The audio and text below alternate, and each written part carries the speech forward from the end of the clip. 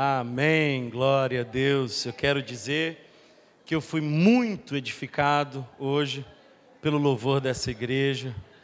O Santo Espírito de Deus está nesse lugar, amém? Como é bom louvar ao Senhor Jesus em comunhão com os irmãos. Queridos irmãos, eu quero ter um tempo de oração. Hoje nós vamos para a nossa última mensagem da série Milagres.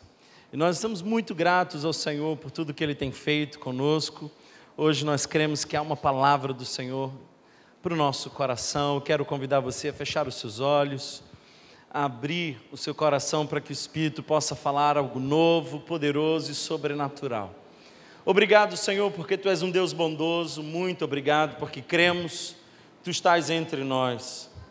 Te pedimos, Senhor, que Tu fique à vontade em nosso meio e ponha a semente poderosa do Evangelho no solo fértil do nosso coração. Eu peço, Jesus, que nesse início de noite, Senhor, sejamos edificados pela Tua palavra, confrontados e consolados pelas Escrituras. Perdoa quem fomos, corrija quem somos e dirija quem seremos, Senhor. Que o meditar do nosso coração seja agradável a Ti. Esse é o nosso desejo, essa é a nossa oração, em nome de Jesus. Amém. Amém. Abra sua Bíblia comigo. Nós estamos há um bom tempo estudando o Evangelho de Jesus Cristo, segundo escreveu Marcos, e hoje nós vamos estudar o capítulo de número 6. Hoje nós vamos estudar os 6 primeiros versículos desse capítulo. Acompanhe comigo essa leitura.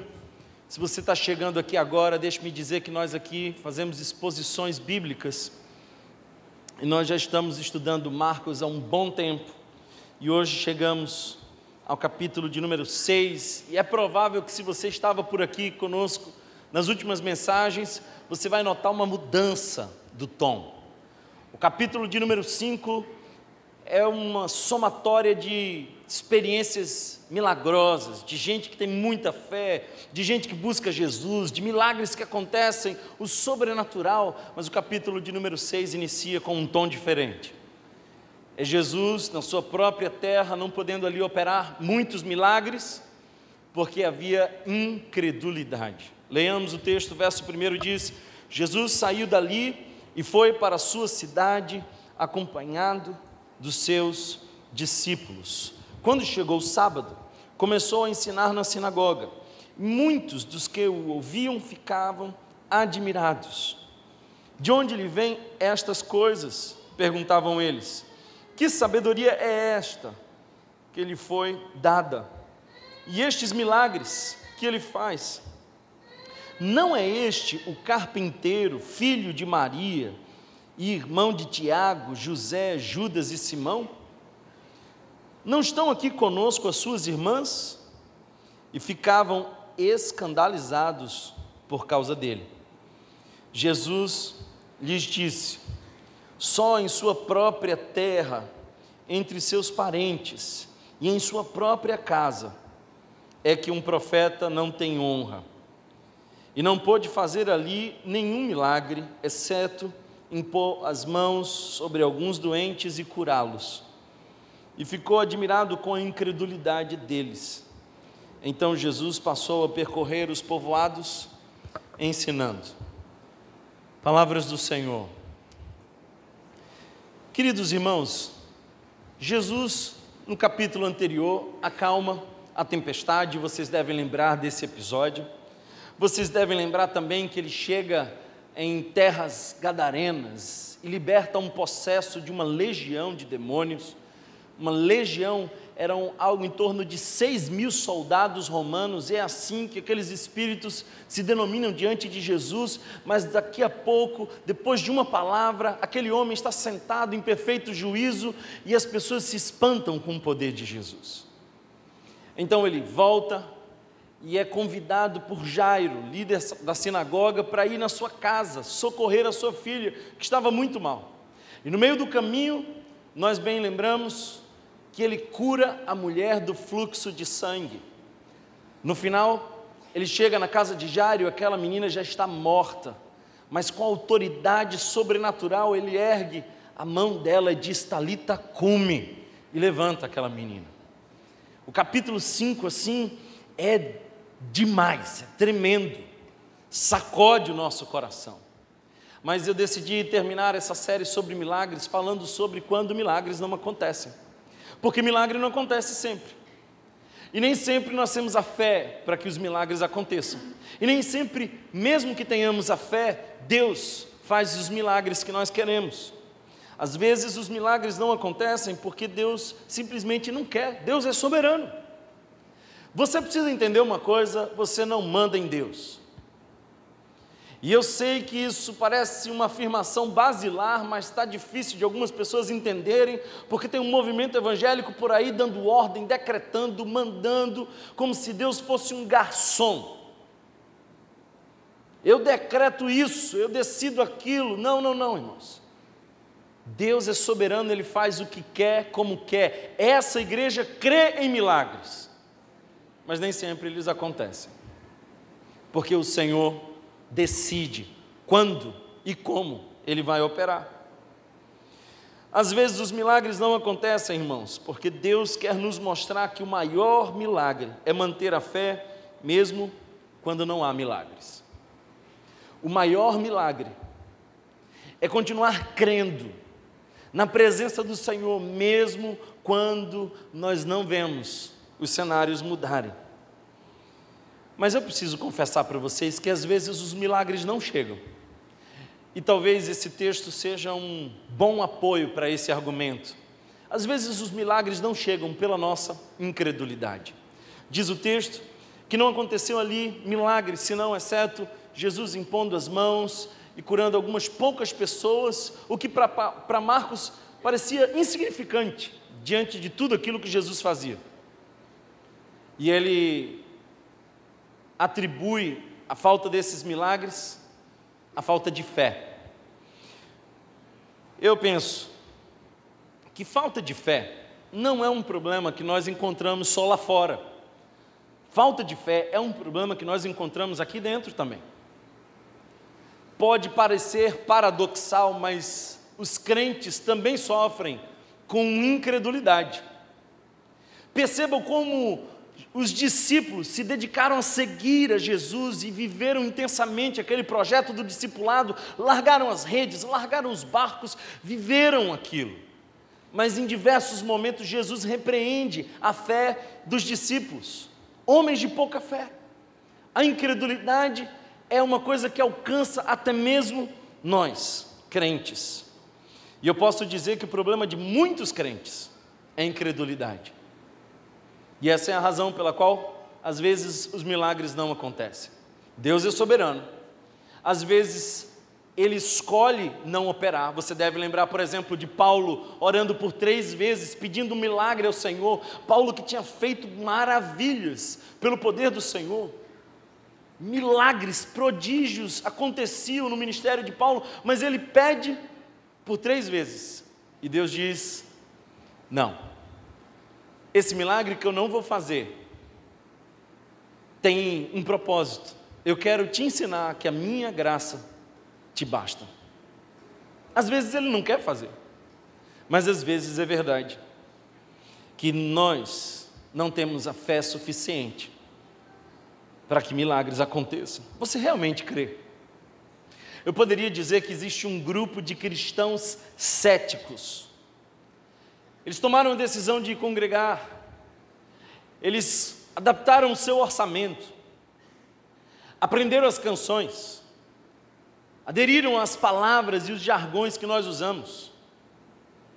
Tem uma cultura e até uma subcultura religiosa, mas não tem uma fé profunda, não creem profundamente. No máximo, se você perguntar, você crê? Ele diz: eu creio que Deus pode fazer. Mas se você espera que Ele tenha expectativa, você vai ficar por ali esperando por muito tempo, porque são pessoas que não esperam grandes coisas de Deus. Alguém já disse: espere grandes coisas de Deus e tente grandes coisas para Deus. A verdade é que a dúvida e a incredulidade brotam muito mais rápido no nosso coração do que a fé. Já percebeu que quando nós passamos pelas provações, parece que as dúvidas nascem muito mais rapidamente do que a própria fé? Embora essa geração valorize a dúvida, nós vivemos a cultura da dúvida. A palavra de Deus nos incentiva a viver de fé em fé. E eu quero terminar essa série de mensagens falando sobre incredulidade. Não exatamente sobre milagres, mas sobre esse cenário que impossibilita que milagres aconteçam. Será que a sua falta de fé fecha portas para mudanças e para o sobrenatural que Deus quer fazer? Eu fiquei pensando, o que nos leva à incredulidade? Por que a incredulidade é essa erva daninha que nasce tão rapidamente no jardim do nosso coração? E eu quero elencar aqui 3 fatores muito rapidamente. O primeiro deles é que a incredulidade muitas vezes é a consequência do nosso orgulho. Nós somos tão orgulhosos, irmãos, que muitas vezes a postura do coração orgulhoso é não crer, porque crer nos humilha, crer nos faz dependentes. Aliás, o verso 1 diz que Jesus foi para a sua cidade, e ali ele era bem conhecido. Provavelmente morou ali por 30 anos, provavelmente cresceu naqueles corredores que nem poderíamos chamar de rua, daquela pequena vila. São 500 moradores que os comentaristas sugerem que moravam ali. 500. Temos auditórios da nossa igreja maiores do que a população de Nazaré.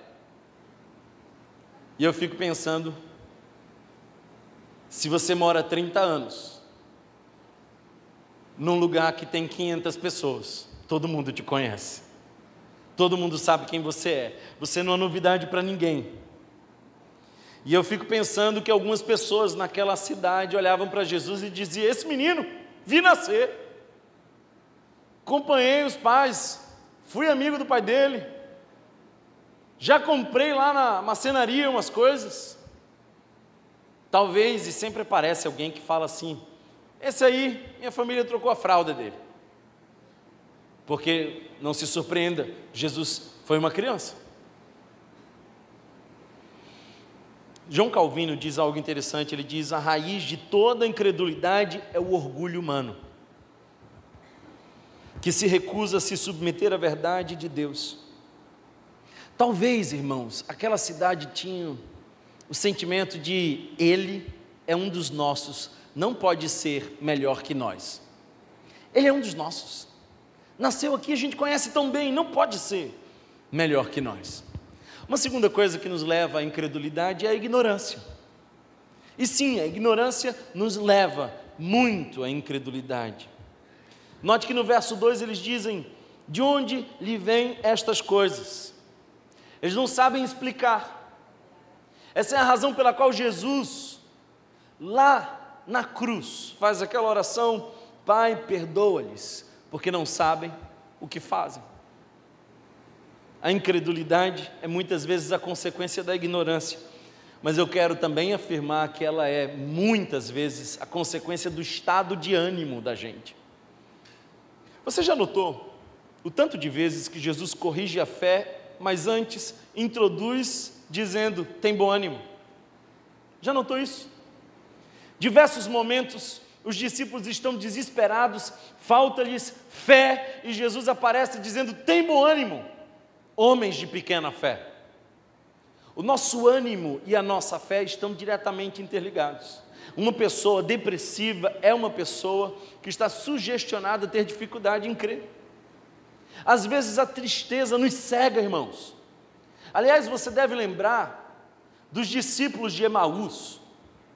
Eles viram aquela sexta-feira da desgraça, do horror, viram Jesus exposto naquela cruz, uma lança ultrapassa, aquela coroa de espinhos, aquele corpo frio, que é descido por um lençol numa cruz, no fim daquela tarde esquisita, escura. Eles esperaram o sábado, mas estavam tão tristes que tomaram a decisão de voltar para casa. A tristeza dos discípulos de Emaús impediu que eles percebessem quem estava falando. Jesus lhes aparece no caminho e começa a falar de si em todo o Antigo Testamento. Se tem um sermão que eu quero ver na sala de vídeo do céu, é esse. É Jesus pregando sobre Jesus no Antigo Testamento. Diz o texto que de Moisés aos profetas falou tudo que acerca dele constava nas Escrituras. Mas ainda assim, ao ouvir o melhor pregador de todos os tempos, na maior pregação de todos os tempos, eles ainda não tiveram seus olhos abertos. Olha o poder de cegar que a tristeza tem. Você deve lembrar que, mais ou menos nesse dia, em um horário um pouquinho diferente, os demais discípulos estavam dentro de uma sala, presos, trancafiados, temerosos, aflitos, angustiados. E é verdade que algumas mulheres apareceram dizendo da ressurreição de Jesus, os anjos mencionaram isso, mas eles estavam tão tomados de dor e tristeza que não manifestaram fé na ressurreição já anunciada por 3 vezes pelo próprio Jesus. Tristeza, estado de ânimo que muitas vezes nos leva à incredulidade. Por isso que o Evangelho começa com uma dose de esperança, tem bom ânimo. Mas é um convite, creia, creia. Elias estava naquela caverna e era quase que incapaz de manifestar fé antes que o próprio Espírito de Deus falasse ao seu coração. Aliás, o Charles Spurgeon diz uma coisa interessante, ele diz: a incredulidade é o fermento de todos os nossos pecados e a fonte de todos os nossos medos. É o fermento dos pecados, faz crescer, é a fonte dos medos. Bem, eu quero que você atente agora para a sua palavra, para a sua Bíblia, abra ela e deixe ela aberta durante toda a nossa reflexão. E perceba que o capítulo 5 é o triunfo da fé. O capítulo 5 nos mostra pessoas que creem e recebem milagres. Mas o capítulo 6 inicia com a tragédia da incredulidade. Jesus é recebido na Galileia com muito interesse, com muita curiosidade.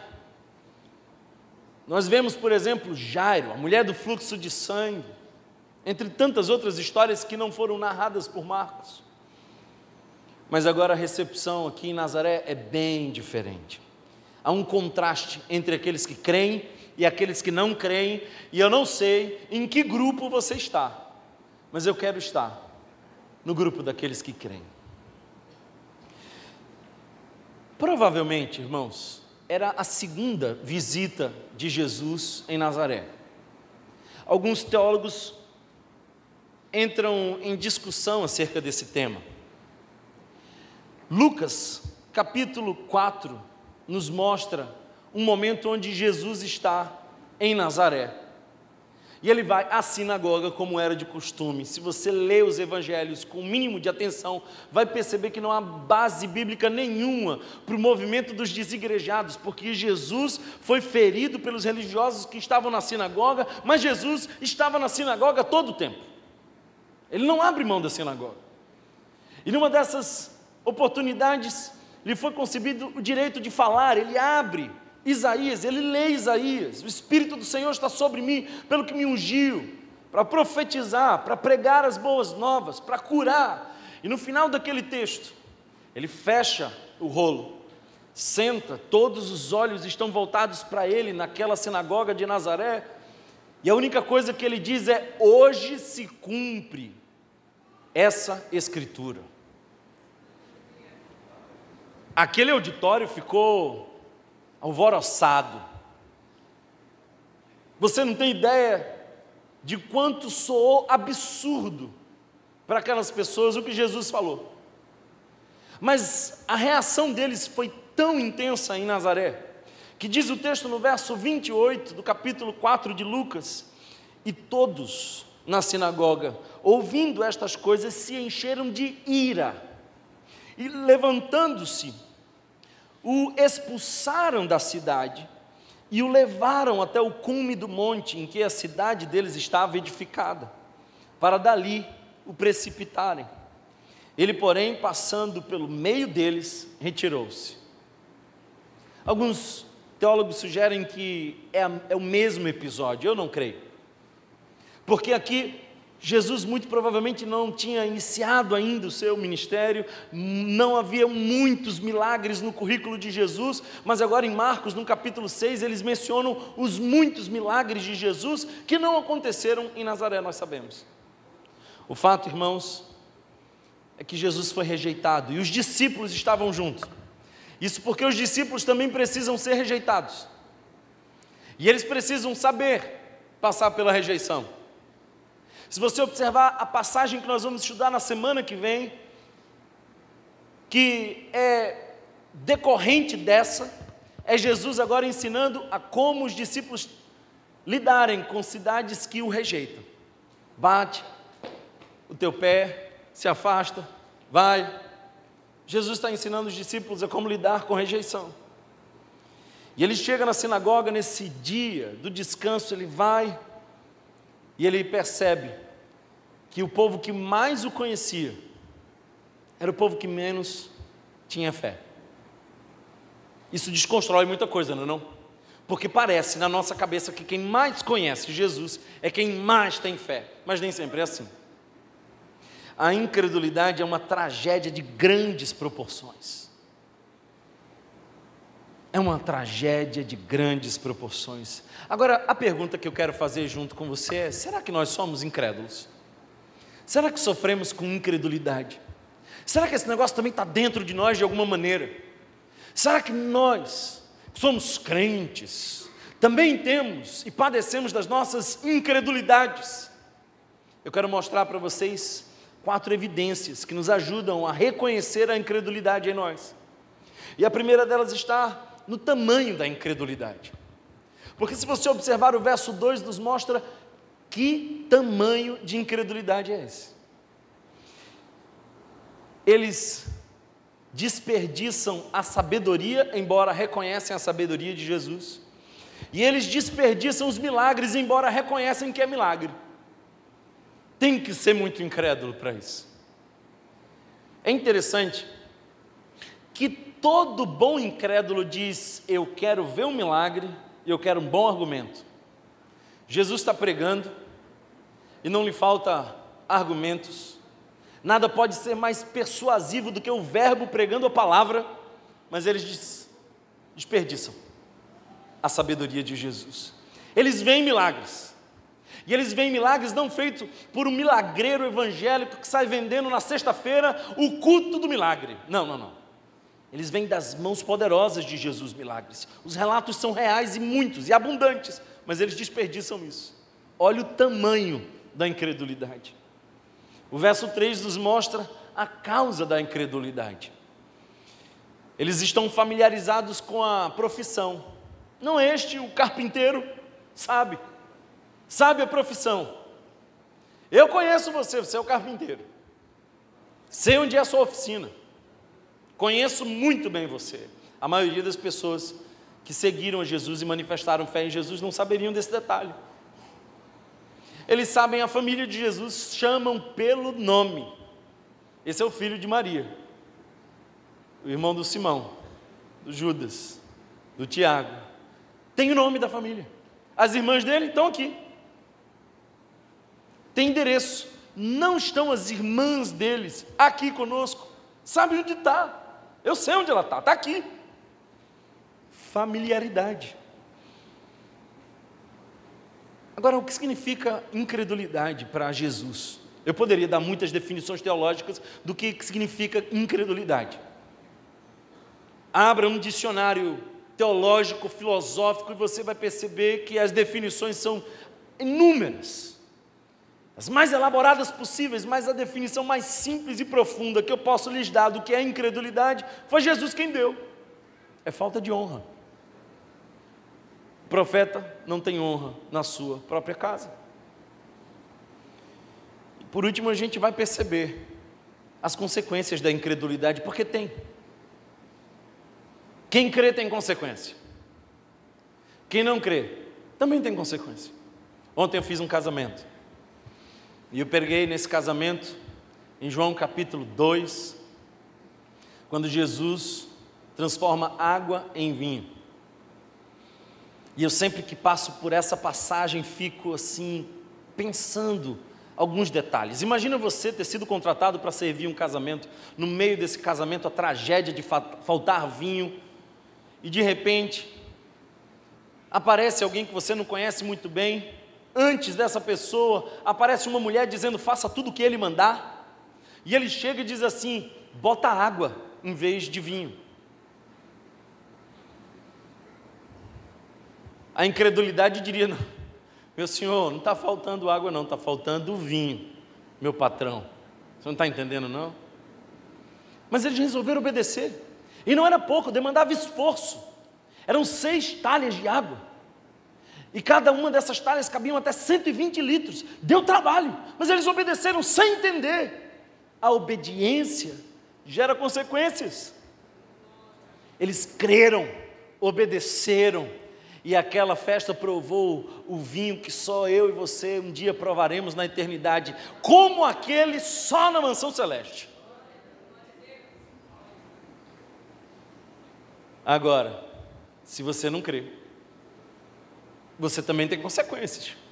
E o texto nos mostra que a incredulidade é um obstáculo para milagres, que gera uma triste admiração de Jesus, e que é uma oportunidade que se perde. E eu quero explorar cada um desses tópicos. Vejamos o verso 2, que nos diz assim: quando chegou o sábado, começou a ensinar na sinagoga, e muitos dos que o ouviam ficavam admirados. De onde lhe vêm estas coisas? Perguntavam eles. Que sabedoria é esta que lhe foi dada? E estes milagres que ele faz? Irmãos, a incredulidade age contra toda a evidência. Ela age contra toda a evidência. Esse é o tamanho da incredulidade. Por mais que tenham evidências, a incredulidade é maior que as evidências. Note que tem sabedoria, tem milagre, mas eles decidem não crer nisso. O perigo do conhecimento separado da fé é real. Deixe-me ilustrar para vocês. No seminário, há mais ou menos 14 anos atrás, eu tinha um amigo muito inteligente, estudava comigo, colega de turma, e olha, ele era quem tirava as minhas dúvidas. Se não fosse pecado filar, era dele quem o filaria. E às vezes os professores lembravam para a gente que era pecado. Eu lembro de um professor de hebraico que entrava, distribuía a prova, escrevia em hebraico no quadro "ser fiel", ainda traduzia para caso o indivíduo não tivesse entendido a mensagem e saía da sala.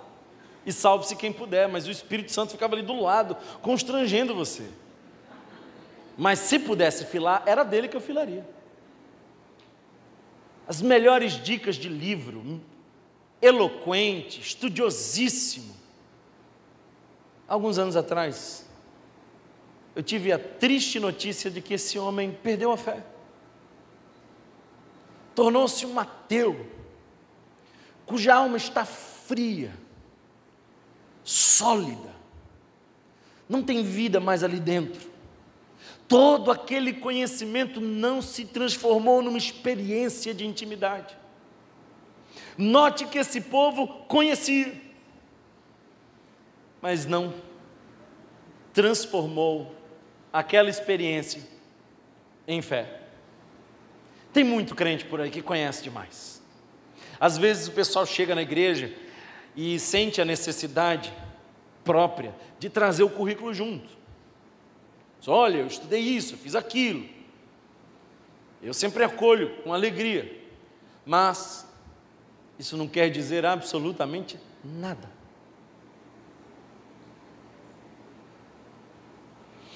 Jonathan Edwards diz assim: a incredulidade em Deus é como um homem que nega a luz do sol enquanto está em pleno dia. Eles não estavam colocando em dúvida a sabedoria de Jesus, nem as obras de Jesus, mas o direito de Jesus fazer essas coisas, como se Jesus não fosse digno. Por isso o texto diz que eles ficaram boquiabertos, em choque. O texto fala de que eles estavam admirados. Eles não podem negar a evidência, mas resistem em aceitar que o filho de Maria é o Messias. Imagina que você recebe o pedido de alguém para ir buscar uma pessoa no aeroporto que você nunca viu, nem em foto, mas alguém que manda você lá diz assim: olha, essa pessoa estará de pijamas, com um chapéu laranja na cabeça. Você não precisa nem saber o nome, concorda comigo? Com essa descrição, só haverá uma pessoa por ali, basta você esperar e guardar as evidências. Pois bem, se aqueles homens de Nazaré lessem o Antigo Testamento, teriam evidências mais do que suficientes para identificar Jesus, mas eles estavam diante de Jesus, o Messias esperado por Israel, proclamado pelos profetas, mas eles simplesmente foram incrédulos. As evidências são ignoradas pelas pessoas que estão determinadas a não crer. Não importa quem vai pregar e o que aconteça, se você vai crer, se o Espírito atua no seu coração e você vai manifestar fé, você pode ver milagres, mas você pode ver milagres e não manifestar fé. Você pode ouvir a sabedoria da própria boca de Jesus e não manifestar fé. O pecador inventa qualquer desculpa para não crer. Qualquer desculpa. E sabe, a incredulidade produz auto-engano, cega o entendimento. O incrédulo não quer se submeter à autoridade de Deus, essa é a verdade. Note que quem foi buscar o menino na manjedoura não foram os mestres da lei, embora eles tivessem previsões bem assertivas, se lessem, por exemplo, a parte escatológica de Daniel, mas não vão. São homens simples, como os pastores, homens que estudavam as estrelas, que chegam, que reconhecem, que se dirigem até Jesus. Eu fico pensando, irmãos, que tem que ter muita fé para não crer. Você entendeu bem? Tem que ter muita fé para não crer. Eu lembro que uma vez eu estava dando uma aula para adolescentes e o tema era criacionismo versus evolucionismo. E alguns desses meninos que foram picados pelas aulas mal dadas de evolucionismo estavam questionando o criacionismo.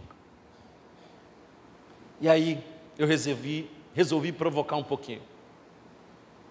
Imagina, irmãos, imagina que o seu Manuel da padaria saiu naquela tarde para levar uma encomenda para uma pessoa que havia ligado para ele. E na Kombi dele haviam ovos, havia trigo, tinha manteiga, tinha chocolate, tudo o que é necessário estava ali. E seu Manuel, já cansado, com as vistas, sim, sofridas, não percebeu quando o menino atravessou a rua e em cima do menino, ele decidiu virar rapidamente, começou a descer uma ladeira e aquela Kombi começou a sacudir e os ovos começaram a quebrar e se misturar com fermento, que se misturou com chocolate e aquela massa começou a se misturar e o seu Manuel acaba que no final da ladeira bate a Kombi pega fogo e entra numa temperatura ideal para que dentro, aquela massa que estava dentro da Kombi, não riam por favor, e não fiquem preocupados com o seu Manuel da padaria, ele ficou bem. mas aquele material ali dentro começa a sofrer a pressão do fogo, não diretamente, obviamente. O bombeiro chega para socorrer seu Manuel e abre a Kombi. Quando chega ali, ele percebe que havia um bolo de chocolate, não sabendo onde colocar. Ele abre a porta da sua casa e coloca aquele bolo de chocolate bem na sua mesa. O quanto de fé a gente precisa para acreditar nessa história? Muita, não? Por quê? Porque é o caos produzindo ordem e perfeição. Bem, desculpem, eu não consegui achar uma história com uma proporção igual à da Terra, porque o bolo de chocolate é bem mais simples do que toda a química e a física que opera perfeitamente no universo. Você chega em casa e vê um bolo de chocolate, você pode acreditar na história do seu Manuel, ou você pode acreditar que alguém que sabe fazer, que tem condição de fazer, que quis fazer, fez. Eu não tenho tanta fé para não crer. Mas aquele povo, com todas as evidências, decidiu não crer. Viu Jesus falar. E ainda disse, que sabedoria é essa? Esse menino não foi estudar com Gamaliel, não fez faculdade de teologia, mas está falando umas coisas assim, eu só não creio. Mas que milagre maravilhoso, rapaz, Jesus está inspirado. Eu só não sei explicar esse milagre. A incredulidade nunca vai dizer esse argumento é o suficiente. Essa experiência é o suficiente. Irmãos, o Espírito Santo é suficiente. Ele alcança o nosso coração e nos faz crer. Agora eu quero que vocês percebam a causa da incredulidade. Aqui é uma palavra de Deus para o seu coração. Em nome de Jesus, receba isso. O verso 3 diz assim: não é este o carpinteiro, filho de Maria e irmão de Tiago, José, Judas e Simão? Não estão aqui conosco as suas irmãs? E ficavam escandalizados por causa dele. Eles estavam familiarizados com a profissão de Jesus, com a família de Jesus, com o endereço de Jesus. Mas eu quero que você escute isso. A incredulidade pode vir da familiaridade. A incredulidade pode vir da familiaridade. Às vezes eu tenho uma sensação que quanto mais tempo a pessoa passa de igreja, dependendo de onde ela está e no que ela crê, mais ela vai se tornando uma incrédula. E ela joga o currículo na mesa dizendo assim: eu tenho 20 anos de crente, professor da escola dominical. Aí você vai conversar com um novo convertido, o novo convertido está cheio de expectativa, vivendo milagres, uma intimidade com Deus, um fervor, algo está acontecendo, ele manifesta sua fé de maneira simples, mais profunda. Perceba que a familiaridade às vezes gera incredulidade. É tanto tempo aqui, é tanta mensagem que você já ouviu, é tanto culto que você já foi, é tanta igreja que você já foi membro, meu Deus do céu, tanto louvor que você conhece, que você já não espera mais que o Senhor fale, você já não entra nesse lugar dizendo: Deus, eu creio que hoje tem uma palavra dos céus para a minha vida. Você não tem mais expectativas que algo sobrenatural aconteça. Conversei com um homem há um tempo atrás e chamei ele para um tempo de jejum. E eu perguntei: há quanto tempo você não jejua? Eu sabia que ele havia nascido na igreja. E ele falou: eu nunca jejuei. Mais de 50 anos. Sabe o que é isso, irmãos? Familiaridade. Às vezes, quanto mais a gente vê, menos a gente enxerga. É ou não é? Seu maridão bonitão, você não está vendo, você vê todo dia. Fica a dica. Vira para o maridão e fala assim: amor, você está muito bonito aí hoje. Recebe essa bênção, varão. Faz o teu agora, bênção. É isso. Estava em casa com um amigo, e ele chegou para mim e falou assim: achei muito bonita essa placa que colocaram na entrada do teu condomínio. Eu fiquei preocupado. Que placa? E ele descreveu a placa com detalhes. Fiquei mais preocupado ainda, olhei para minha esposa e falei assim: amor, há quanto tempo essa placa está aí? Ela falou assim: não, fica tranquilo, só alguns anos. Parece que quanto mais a gente vê, menos enxerga. Eu sei que hoje entrou alguém aqui que há muito tempo não vai numa igreja, talvez nunca tenha pisado na igreja, pisou pela primeira vez, sentou nessa cadeira e falou assim: que povo esquisito, mas eu estou vendo uma coisa diferente acontecendo aqui. Esse povo canta de uma maneira diferente, tem algo acontecendo nesse lugar, há uma sensibilidade enorme nessa pessoa, ela está sentindo Deus falando com ela. Mas também tem gente que entra todo domingo aqui, e essa pessoa entrou aqui, e ela olhou para o relógio já 3 vezes e começou a pensar: onde é que vai ser a pizza de hoje? Familiaridade. Jesus ficou 30 anos ali, numa cidade com 500 pessoas, conheciam tanto, eram tão familiarizados com Jesus, que não creram em Jesus. Talvez eles realmente pensassem: se criou conosco, não pode ser superior a nós, e não viram cada evidência acerca de Jesus. A gente tem uma tendência, irmãos, a valorizar o que é de fora, essa é a verdade.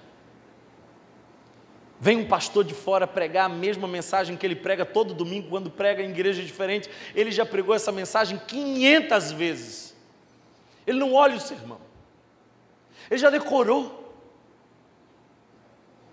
É diferente de você pregar uma mensagem diferente, é todo domingo, entendeu? Mas aí, oh maravilha, esse pastor de fora, que pastor precioso. Outro dia um amigo meu me chamou e falou assim: vem pregar aqui na minha igreja sobre isso. Aí eu falei para ele assim: ué, mas eu vou dizer o que tu diz. Eu sei o que tu pensa, é a mesma coisa que eu penso.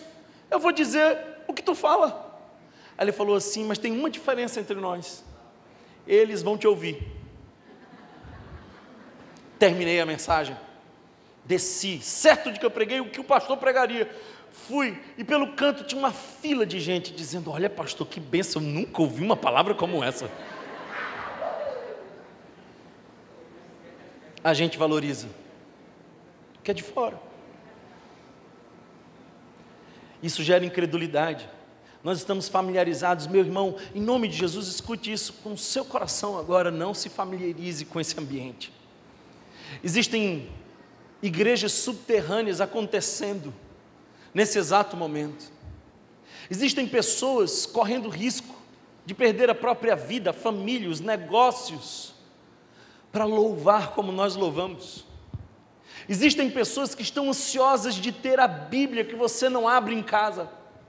Existem pessoas que dariam tudo para ouvir uma mensagem, mas elas não têm mais um pastor. Não se familiarize com o sagrado.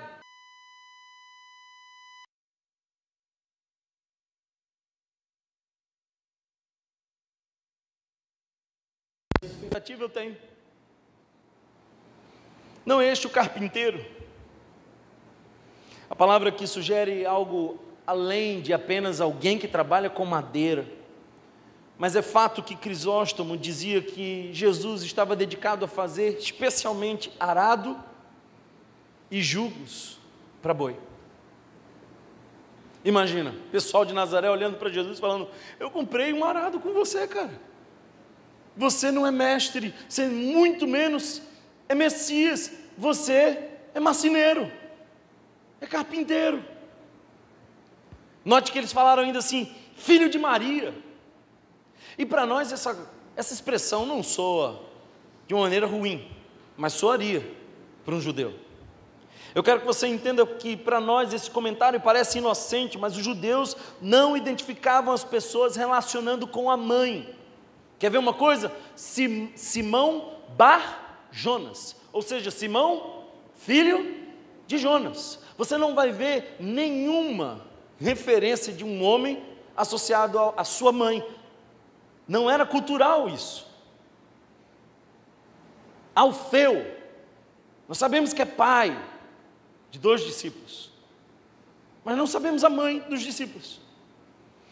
O que os comentaristas sugerem aqui é de que talvez essa seja uma expressão maliciosa, quase que um insulto velado, como se sugerisse que Jesus fosse um filho ilegítimo.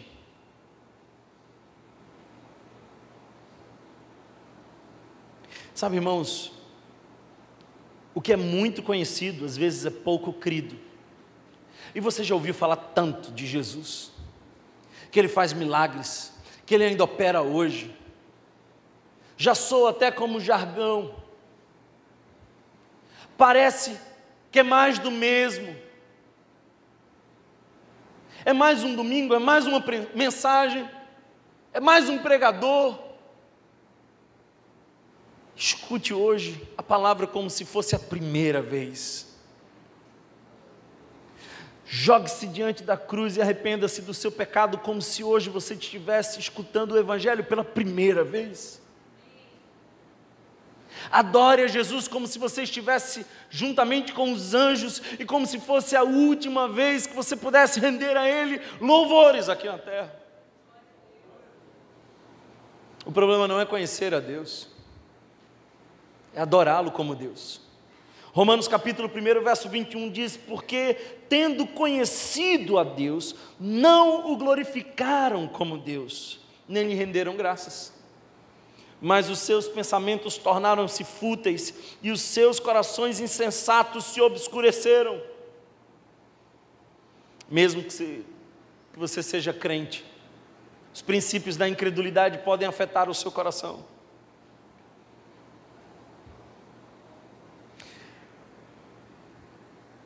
Eu quero mostrar para você o significado da incredulidade.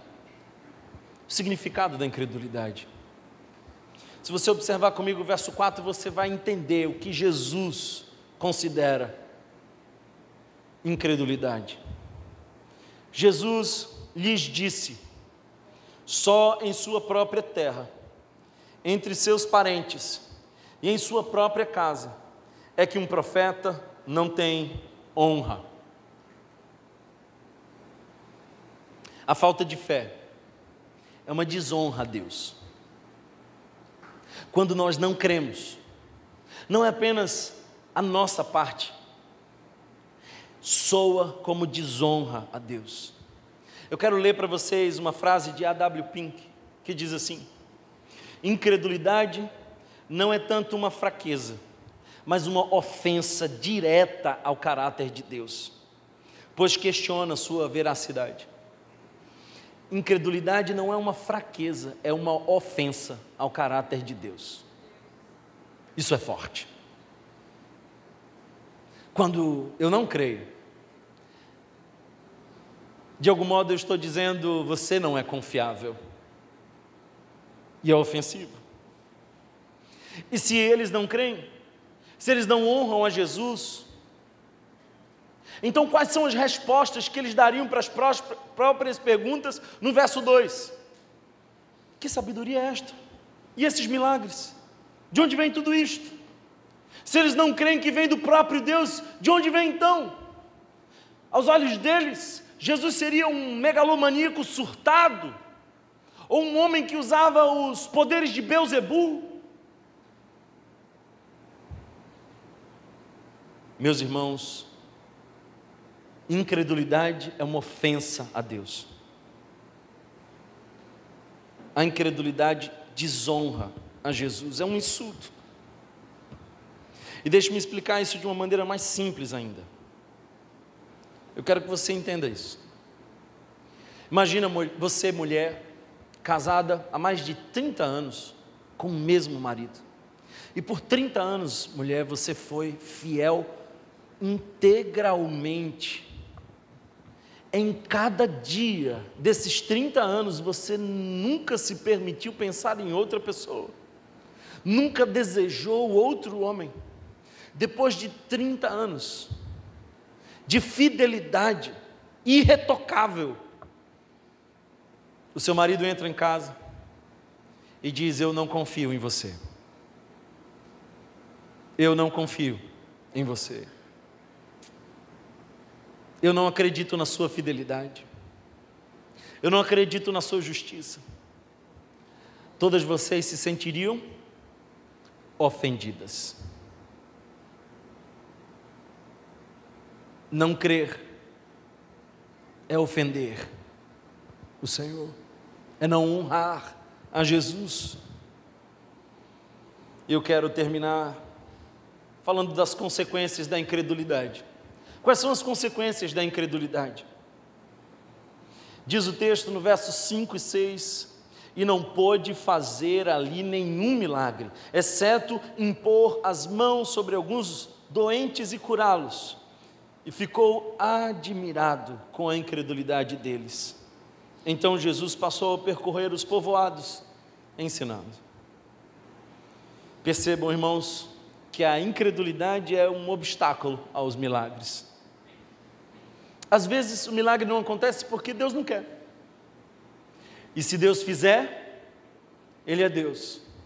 Mas se não fizer, Ele é Deus. Se a porta abrir, mas e se fechar? Há um cantor antigo, que os antigos lembrarão, e embora eu não seja tão antigo, eu tenho pelo menos uns 70 anos na alma. Josué Rodrigues dizia assim, em uma de suas canções: portas que se abrem e portas que se fecham têm o mesmo valor se fechadas ou abertas pelas mãos do Senhor. Mesmo valor. Se foi a mão do Senhor que abriu, amém. Se foi a mão do Senhor que fechou, amém. Mas se o seu milagre não chegar, que seja porque Deus não quer, não porque lhe falta fé.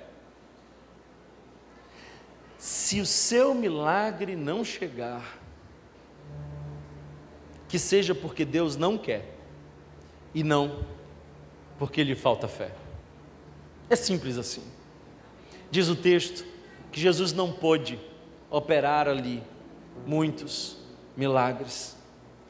Eu quero explicar melhor, obviamente, essa passagem. Eu quero que você entenda que a incredulidade deles não amarrou as mãos de Jesus. Jesus não é refém da fé de ninguém, mas a fé das pessoas desperta o coração de Jesus para operar. Ele não faz milagres que não são desejados. Thomas Watson diz: a incredulidade trava o curso da graça e bloqueia a entrada das bênçãos de Deus. Incredulidade. Eu creio, irmãos, que Jesus decidiu limitar o seu poder ali e não fazer milagres. Um comentarista inclusive sugere que não houveram muitos milagres ali porque as pessoas nem eram trazidas a Jesus, os doentes não vinham a Jesus. Bem diferente da Galileia. A incredulidade, irmãos, não limita o poder de Deus, não, mas nos rouba a oportunidade de sermos recipientes desse poder. Deus continua sendo Deus, mesmo se você não crer nele. Mas eu posso garantir para você que você não vai experimentar o poder de Deus como poderia. Eu quero que você note que essa passagem termina de uma maneira tão triste, porque o verso 6 mostra que a incredulidade promove uma triste admiração em Jesus. Essa palavra admiração, que aqui aparece no texto, é a palavra grega que aparece mais 30 vezes nas Escrituras. O Novo Testamento está cheio de situações onde essa palavra admirado aparece.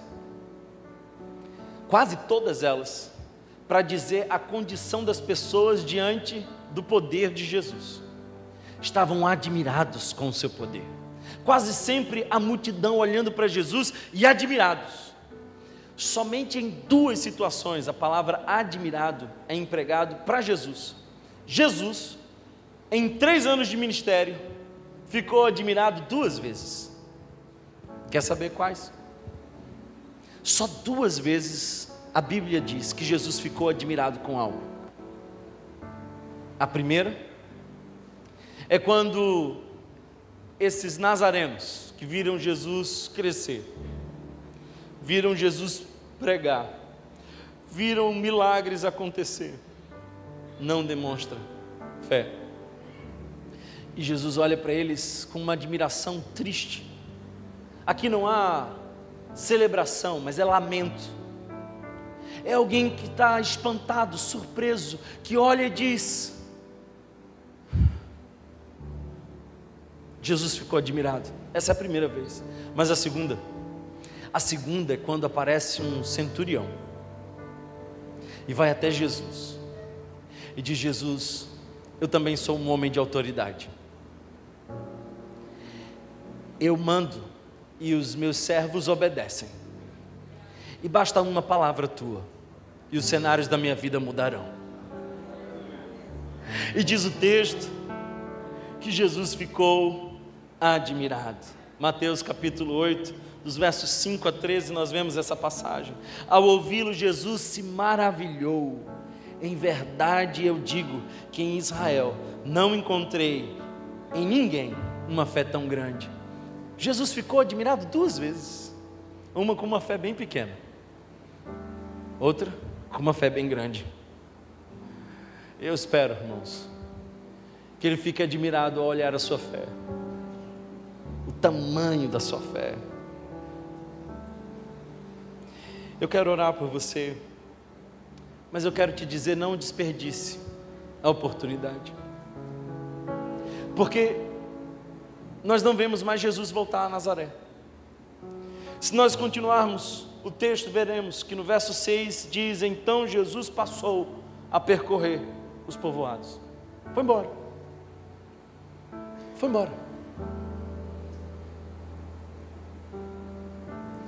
Eu cantava aquela canção antiga que dizia assim: meu amigo, hoje tu tens escolha. E parafraseando eu digo: hoje você tem escolha, crer ou duvidar. Mas eu posso garantir que amanhã pode ser muito tarde. Jesus passou. A incredulidade fecha portas da oportunidade. Eles tiveram 2 chances, mas desperdiçaram. Eu concluo dizendo, irmãos, que não basta admirar Jesus, tem que crer nele. Eu lembro de uma irmã que chegou para mim pouco antes do culto começar. Ela falou: pastor, meu irmão está aí. E aquela tensão na voz sugeriu algo diferente. Eu olhei como que não estava entendendo. Ela falou assim: aquele meu irmão que é ateu, convicto, está aí. Por ocasião do meu aniversário eu consegui arrastá-lo. Deus te use, pastor. Obrigado, irmã, estou muito mais à vontade para pregar agora. Graças a Deus que a irmã me ajudou muito. Aí você prega, se esforça, se empenha, fala do evangelho com paixão. Termina a mensagem, aquele homem vem, toca no seu ombro, diz: pastor, tocante a mensagem, admirável as palavras. Vira as costas e vai embora. Não é isso que eu quero. Não é isso. A sua admiração não serve de nada diante de Jesus. Jesus não procura admiradores, Ele procura adoradores. É dobrar os joelhos e crer. É crer que Ele está nesse lugar. Se você não está disposto a se dobrar e crer diante dEle, não serve absolutamente nada a sua admiração. Eu preciso dizer, irmãos, que todos os incrédulos são responsáveis pela sua incredulidade. foi você quem decidiu não crer. Foi você quem decidiu não crer. E um poeta, olhando para essa passagem, disse que é surpreendente que um homem racional, diante de tantas evidências, se recuse a crer. Mas é surpreendente que um homem caído em seus pecados decida crer. Só Deus pode operar no coração de um incrédulo e fazê-lo crer. Quer ver a parte mais linda? Eu guardei para o final. Você só crê quando o Espírito atua no seu coração. Você não consegue crer sozinho. Se você começa a crer e você sente que a sua alma começa a brotar de esperança, eu posso lhe dizer que não é a virtude de quem crê, foi o Espírito, porque até a fé é dom de Deus. Ah, Deus é bom. Se você creu em Cristo, foi um presente que Deus deu, a dádiva da sua fé. Para você crer em Deus, Ele antes precisa ressuscitar espiritualmente você, porque nós estávamos mortos em nossos delitos e pecados. Lembra do verso 3? Os nazarenos dizem de Judas, falam de Tiago, mas eu quero lembrar para você que Judas e Tiago, depois da ressurreição de Jesus, saíram de incrédulos para servos de Jesus. Tem que ser algo muito sobrenatural mesmo para você passar a adorar o seu irmão mais velho. Se é que você me entende. Tiago vai escrever aquela carta e ele não coloca assim, meio irmão de Jesus. Não. Ele não coloca. Ele coloca servo de Cristo. E tem uma carta pequenininha e poderosa e cheia de palavra de Deus para nós, que é a carta de Judas. Quem é esse Judas? É também o meio irmão de Jesus. Algo aconteceu no caminho. E esses irmãos que antes achavam que Jesus estava ficando louco, agora todos eles se dobram diante do seu irmão mais velho. Atos capítulo 1, verso 14 diz: todos eles se reuniam sempre em oração com as mulheres, inclusive Maria, mãe de Jesus, e com os irmãos de Jesus. Certa ocasião, os discípulos disseram assim: mestre, aumenta-nos a fé. Essa é a minha oração, e eu oro para que seja a sua também. Aumenta-nos a fé.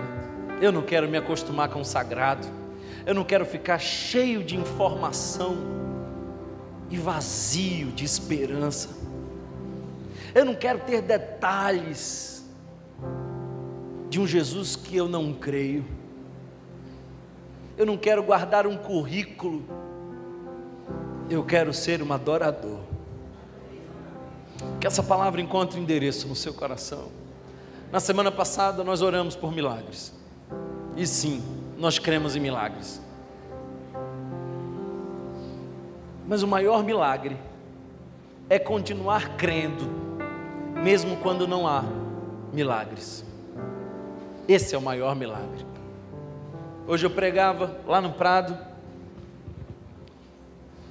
e enquanto eu pregava, eu via uma jovem da igreja sentada na segunda fileira do meu lado direito, que pela terceira vez enfrenta um diagnóstico de câncer, e os médicos disseram: é metástase. E daqui de cima eu dizia: creia. E eu olhava para ela e ela adorava Jesus. Eu não sei o que será dela aqui na terra. Se Jesus curar ela, todos nós veremos a glória de Deus. Se Jesus não a curar, ela verá a glória de Deus. mas ela crê. Se Deus fizer, e se não fizer, eu não o adoro pelo que Ele faz, eu adoro pelo que Ele é. Louvado seja o nosso Senhor Jesus Cristo. Fique de pé, louvemos a Ele. Aleluia, aleluia. Louvado seja o nosso Senhor. Adore com o seu coração. Não se acostume. Hoje é o dia. Hoje é o dia de render louvores ao Senhor. Hoje é o dia de proclamar o Santo de Deus. Não está firmada nas coisas que podes fazer. Eu aprendi a te adorar pelo que és.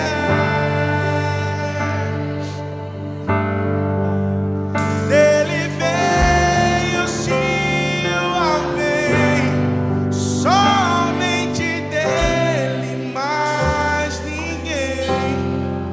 A Deus Aleluia. seja o louvor. Se Deus fizer, Ele é Deus. Se não fizer, Ele é Deus. Se a porta abrir, Ele é Deus. Mas se fechar, continua sendo Deus. Se a doença vier, Ele é Deus. Se curar for, Ele é Deus. Se tudo der certo, Ele é Deus. Mas se não der, continua sendo Deus. Não adoro pelo que Ele faz, eu adoro pelo que Ele é. Acho que houver, sempre será Deus. Não adoro pelo que Ele faz, eu adoro pelo que Ele é. Acho que houver, sempre será Deus. Se Deus fizer, Ele é Deus. Se não fizer, Ele é Deus. Se a porta abrir, Ele é Deus.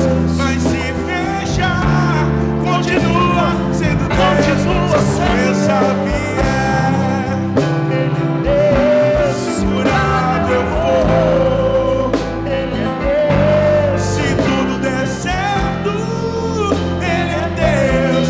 Mas se não der, continua sendo Deus.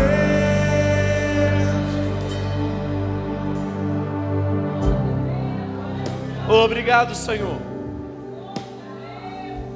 Nós cremos em Ti, Senhor, e não somos reféns de milagres. Te adoramos por quem Tu és. Nós não queremos ser um povo de muitas informações e pouca intimidade. Não queremos nos familiarizar com o sagrado.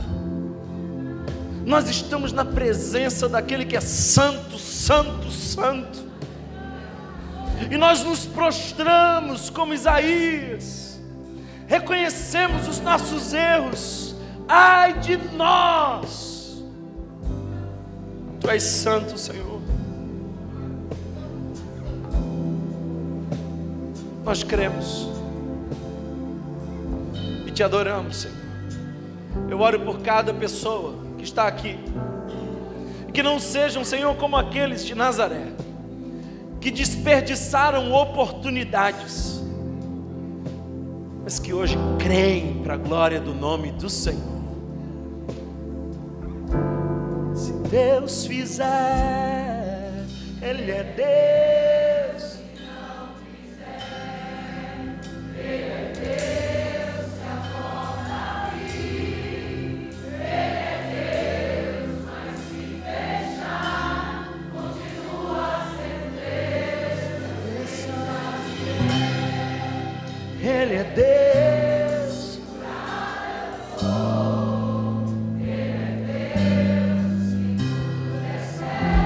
Que o amor de Deus, nosso eterno e bondoso Pai, que a graça revelada no nosso Senhor e Salvador Jesus Cristo, que a comunhão e a consolação do Divino Espírito Santo estejam sobre todos nós, nos ajudando a crer hoje e sempre. E a igreja do Senhor diz: amém. Deus abençoe a todos vocês. Aleluia. Não adoro pelo que Ele faz, eu adoro pelo que Ele é. Haja o que houver, sempre será Deus. Não adoro pelo que Ele faz, eu adoro pelo que Ele é. Haja o que houver, sempre será Deus. Se Deus fizer, se não fizer, se a porta abrir, Ele é Deus. Mas se fechar, continua sendo Deus. Se a doença vier, Ele é Deus. Se curável for, se tudo der certo, Ele é Deus. Mas se não der, continua sendo Deus.